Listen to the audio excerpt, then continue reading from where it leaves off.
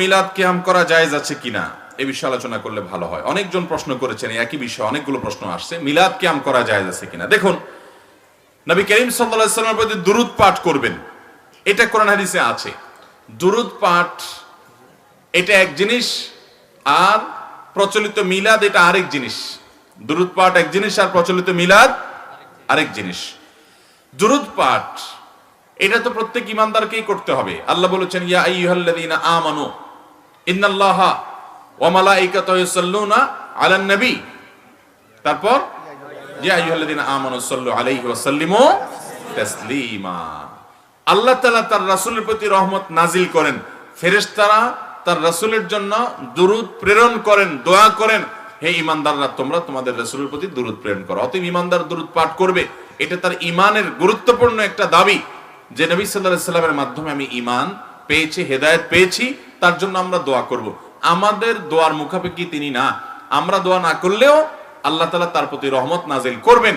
কিন্তু আমরা যদি দোয়া করি মান সাল্লাল্লাহু আলাইহি মাররাতান সাল্লাল্লাহু আলাইহি আশারা, আল্লাহ তাআলা তার প্রতি 10 বার রহমত নাজিল করবেন। কিন্তু এই দুরূদ পাঠ এক জিনিস আর মিলাদ আরেক জিনিস। দুরূদ পাঠ এটা দাঁড়ায় দাঁড়ায় হয়, হেঁটে হেঁটে হতে পারে, বসে বসে হতে পারে, শুয়ে শুয়ে হতে পারে, এটা একাকী হয় সচরাচর। এটার জন্য আলাদা কোনো দল বেঁধে করতে হয় না, সুরে সুর মিলাতে হয় না, তালে তাল মিলাইতে হয় না। এটার জন্য একজন নেতৃত্ব দিয়া এরপরে তার সাথে সুর মিলিয়ে সবাই পড়বে, এরকম কোনো নিয়ম লাগে না। আমরা নামাজের মধ্যে দুরূদ পড়ি না পড়ি না? সেই দুরূদটা কি আমরা সবাই একসাথে সুর মিলায় পড়ি? সেই দুরূদটা তো আমরা সবাই যার যার মতো পড়ি, বসা অবস্থায়, স্থির অবস্থায় পড়ি। এটার জন্য আলাদা কোনো সুরও দেওয়া লাগে না। কিন্তু মিলাদ যেটাকে আমরা বলি, এটা হলো নবী সাল্লাল্লাহু আলাইহি সাল্লামের জন্মের আলোচনার পর একটা পর্যায়ে আমরা তার প্রতি দুরূদ প্রেরণ করতে গিয়ে, এটা একা একা হয় না। মিলাদ কোনোদিন একা একা হয়? মিলাদ হয় একা একা?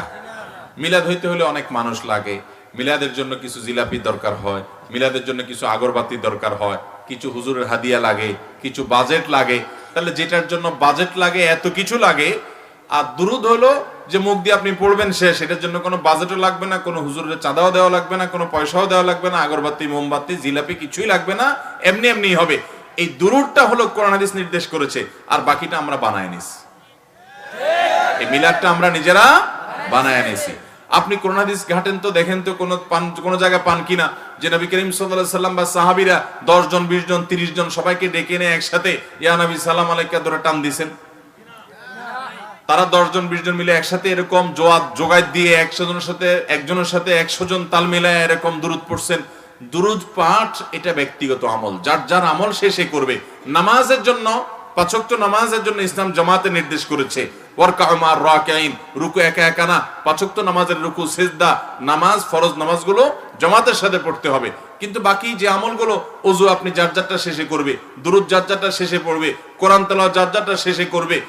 এভাবে যে আমলগুলো যার যারটা শেষে করার, সেগুলোকে যদি সম্মিলিত রূপ আমরা দেই, তাহলে সেটা সুন্নাহ হবে না, বরং সেটা হবে ইসলামের মধ্যে মন গড়া সংযোজন, যেটা বেদাতে পর্যবসিত হবে।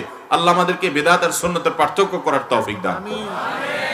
যেই ইবাদত যেভাবে ইসলাম করতে বলেছে আমরা ওইটাকে ওইভাবে রাখবো। নিজেরা কোন একটা পদ্ধতি যদি বানায় নি, ফিক্সড করে নেই, তখন সেটা বেদাত হবে।